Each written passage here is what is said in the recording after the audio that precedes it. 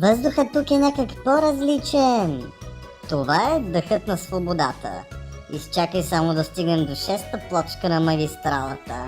Там също ли е различен? О, да. Има аромат на изгорели гуми и любов. Не искам да ходим там. Искам там, където всичко е розово. Има мирис на лавандула и приключенията се леят като из ведро. Фифо, за да стигнем до там първо трябва да минем през 6-та плочка.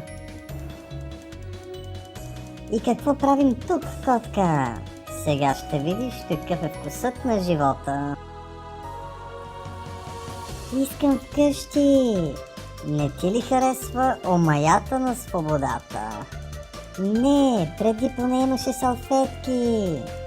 А сега салфетката си ти. Какво по-хубаво от това? Да се махаме от тук. Не, трябва да си намерим подслон. И как ще го намерим? Просто ще помолим.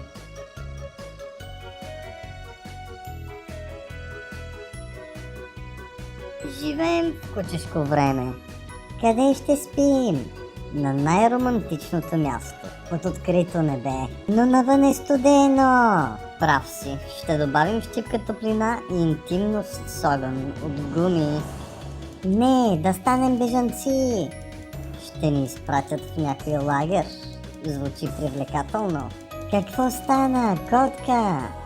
Вече съм на държавна работа. Одобрявам бежанци. Как успя? Както с всичко у нас.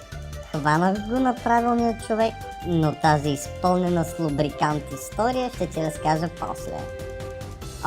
Дай си документите.